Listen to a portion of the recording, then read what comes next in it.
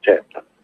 Allora, abbiamo cambiato orario perché oggi è Sant'Ambrogio, per noi milanesi è festa e quindi anche per la nostra radio. E quindi ci ritroviamo a metà mattina. Ieri abbiamo concluso diciamo la nostra conferenza su San Carlo Borromeo, un grande della diocesi di Milano e non solo. Dopo Ambrogio il Grande. E Sant'Ambrogio è oggi la riforma giornata di tridentina. Sant'Ambrogio. E quindi diciamo che iniziano le feste di Natale, le feste che portano verso la luce, e quindi tra poco sarà Santa Lucia che praticamente prenderà tutte le altre città, Bergamo, Mantova, dove questa tradizione è da sempre riferito al momento in cui c'è la luce, diciamo. E su questo potresti dire qualcosa anche tu, Francesco.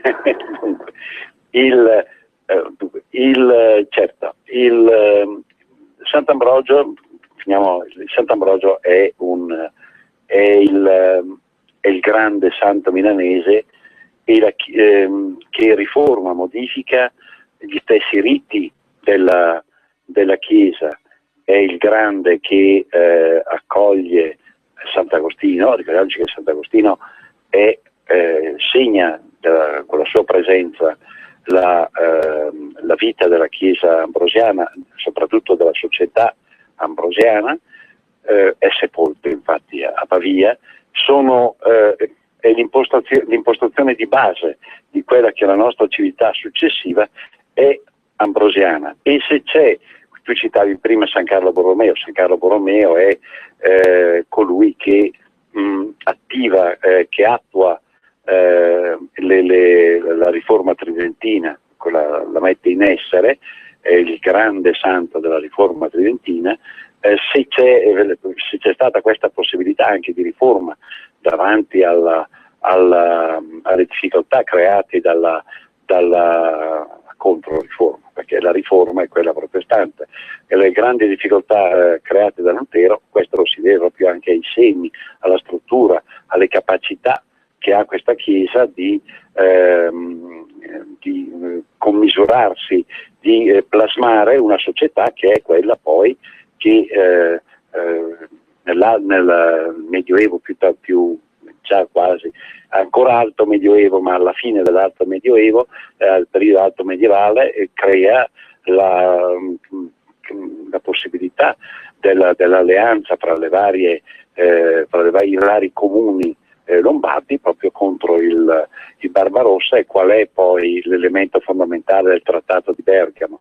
Erroneamente si pensa che sia il giuramento di Pontida l'elemento fondamentale. Il giuramento di Pontida è la messa a punto, presente Pinamonte dal Mercate in particolare, è la messa a punto del trattato. Il vero elemento è il Trattato di Bergamo.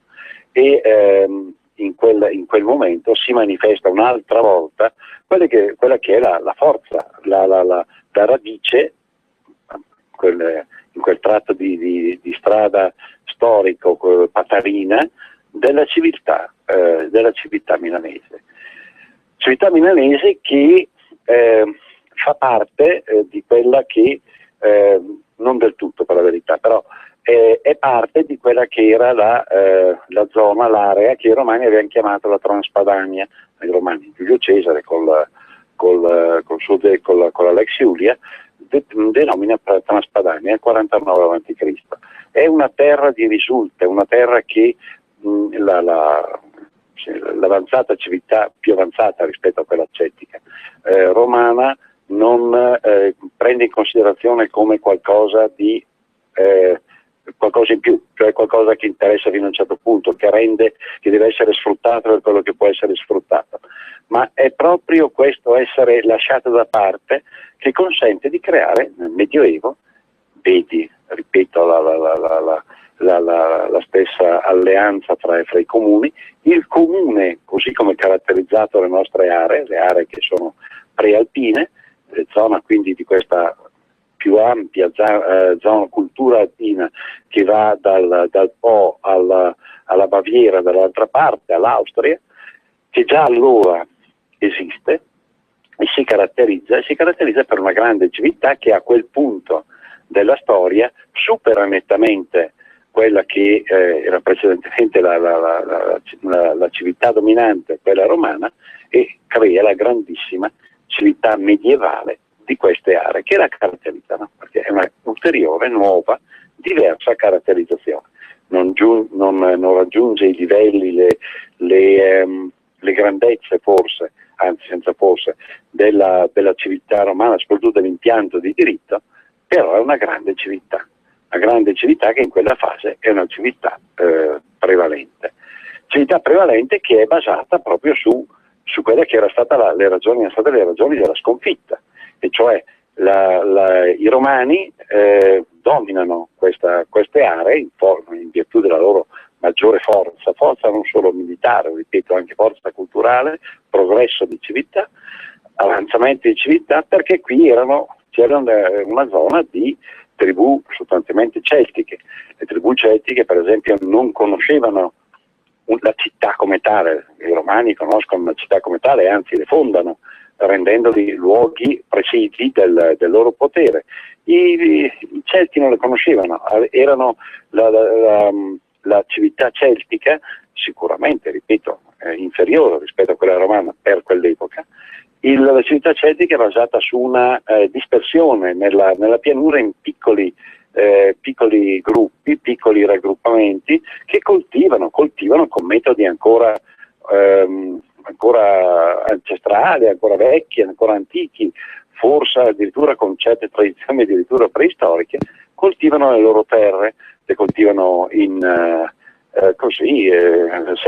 stando ognuno per conto suo, quindi non rompendosi le scatole più di tanto, ed avendo un centro religioso normalmente posto su un colle, dove c'erano dei sacerdoti. Questi sacerdoti sapevano osservare il cielo, e quindi nel periodo così fra 10-15 giorni veniva collocato, a secondo di ciò che appariva nel cielo a questi sacerdoti, veniva collocato il periodo dove ricominciava la natura, cessava il corso discendente, diciamo, della produttività del buio. Francesco, diamo una chiamata in attesa un attimo. Pronto? Buongiorno. Pronto? Buongiorno, scusate il disturbo, buongiorno. Io volevo, avete incominciato questa vostra cosa con l'inno alla gioia, giusto? Sì. Allora, ed è l'inno dell'Europa, ed è l'inno che si suona. Ma io penso che tanti italiani e padani non sanno le parole di questo inno. Perché questo inno incomincia: il tuo raggio asciughi il pianto, d'ogni pace e regni amor. Ogni cosa che hai creato, oh Dio, oh Signore. Tanti non lo sanno. Io volevo chiedervi gentilmente se una volta, visto che la gente sente questo inno e non sa neanche le parole, potete metterlo però cantato con le parole, non solamente la musica, perché quello che è questo inno è tutto il contrario di quello che l'Europa sta facendo, non crea né amore né niente. Grazie e buona giornata, scusate. No, dunque, se vuole le parole possiamo anche cominciare, però l'inno è cantato, è la corale dell'ultima parte della nona sinfonia di Ludwig van Beethoven, è cantata in tedesco. Io non so quanti dei nostri radioascoltatori conoscono il tedesco. Comunque, Freude, schöner Götter, Funken, Tochter aus Elysium, wir betreten Feuer, trunken himmlische dein Heiligtum. Cioè, non so quanti abbiano capito quello che sto dicendo. È l'inizio dell'inno alla gioia, ed è un invito alla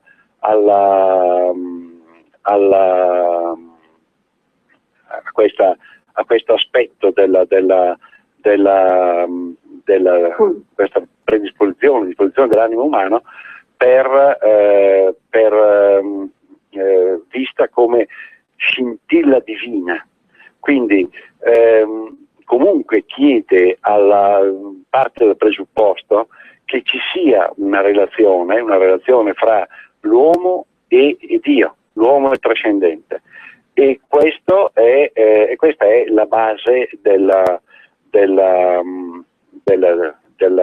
composizione poetica. Perché la composizione poetica a questo punto dice quello che dice anche la signora, vale a dire proprio perché c'è questa relazione fra l'uomo e Dio, gli uomini hanno comunque dentro di sé qualcosa che li rende capaci di quantomeno comprendersi fra di loro. Francesco?